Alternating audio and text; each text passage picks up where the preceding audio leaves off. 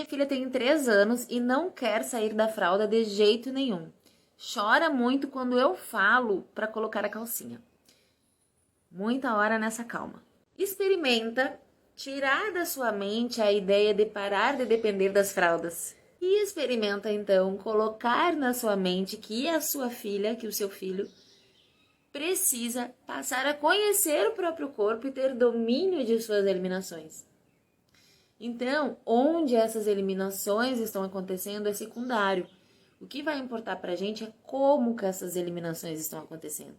Meu filho, minha filha consegue ficar relaxado, eu estou relaxada, tá tendo privacidade, tá tendo segurança para realizar esse ato.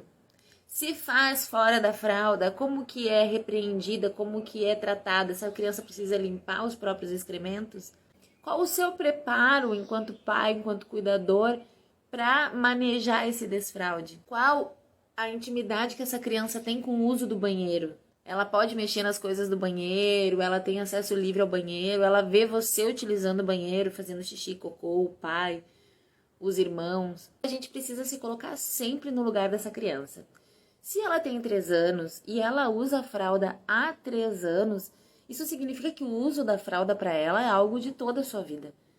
Ela nasceu usando fraldas e até hoje ela usa fraldas. Um hábito de uma vida inteira. E não vai ser positivo trocar esse hábito ou me desfazer desse hábito de uma forma abrupta. No caso das fraldas, para uma criança, isso é ainda mais profundo, porque não é só um hábito, não é só uma dependência. É algo que está relacionado ao seu sistema nervoso central e seu autodomínio sobre o seu próprio corpo, né? Isso com relação à sua vontade de eliminar, aos momentos de eliminar, a como se comportar durante uma eliminação, como relaxar os esfínteres, como segurar os esfínteres. Então, quando a gente fala em desfraude, quando a gente fala em treinamento esfinteriano, deixar de usar as fraldas é uma questão secundária. Não é sobre você chegar nessa criança e retirar essa fralda de forma abrupta, substituir a fralda por uma calcinha e isso realizar algum milagre na mente desse mini humano que vai, de repente, parar de eliminar sem qualquer critério e passar a segurar essa eliminação. Isso não vai acontecer. Ao contrário, isso pode gerar nessa cabecinha infantil que ainda está descobrindo o mundo uma forma de confusão, né? Porque se os seus pais e cuidadores não estão preparados para agir diante de uma eliminação fora da fralda, quem dirá essa criança com 3 anos? E são muitos fatores que vão interferir, então não é sobre o desfraude ser cedo demais ou ser tarde demais.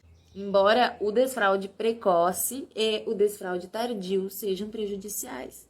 Então, assim, como que a gente vai acertar esse timer? Como que eu vou saber o momento ideal?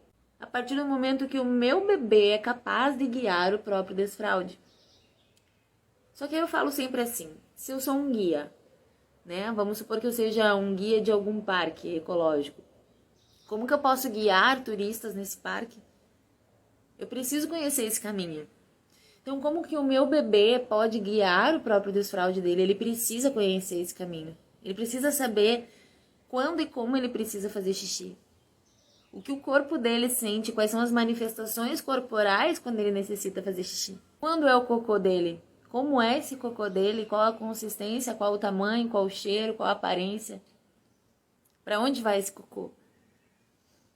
Porque por 3 anos essa criança fazia cocô, vinha alguém, tirava a fralda, embolava e botava fora.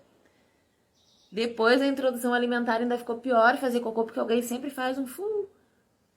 Então esse cocô que eu faço é algo que não faz parte da minha vida. Então como que eu posso trazer esse cocô para minha vida?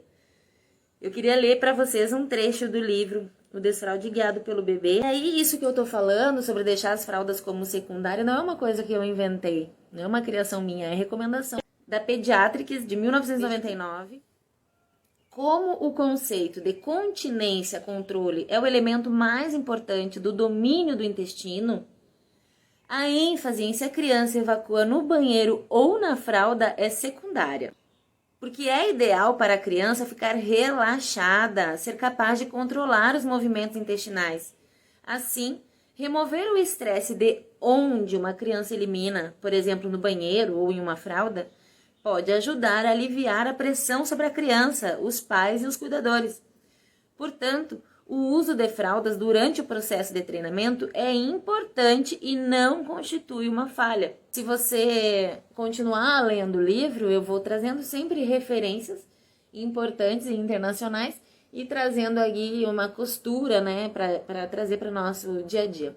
Então eu completo falando assim: se não é falho continuar o uso das fraldas durante a nova aprendizagem de todos os envolvidos, os pais, os cuidadores na condução e as crianças na percepção e controle, então podemos nos valer delas, que representam um lugar seguro para a criança, mantendo-as exatamente onde sempre estiveram.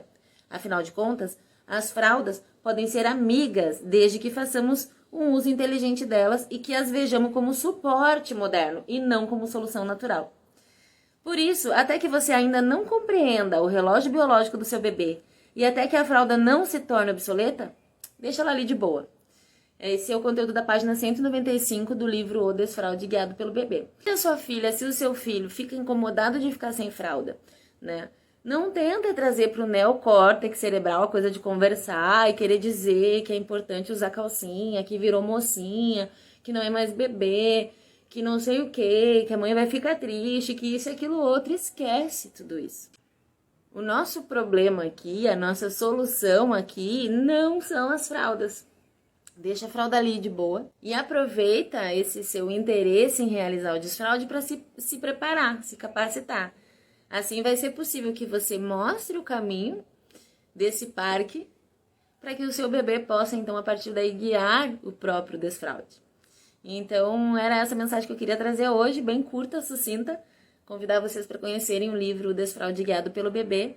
Ele é um livro de 2020, então ele é um livro bem atualizado, trazendo todo o conteúdo do treinamento esfinteriano desde 1900. Traz as recomendações da Sociedade Brasileira de Pediatria, da Sociedade Brasileira de Urologia e mais um monte de conteúdo internacional e estudos atualizados, traduzidos para vocês. Venham comigo conhecer esse conteúdo e quem gostou, manda para os seus amigos, para as mães, para os pais que estão passando pelo processo de desfraude.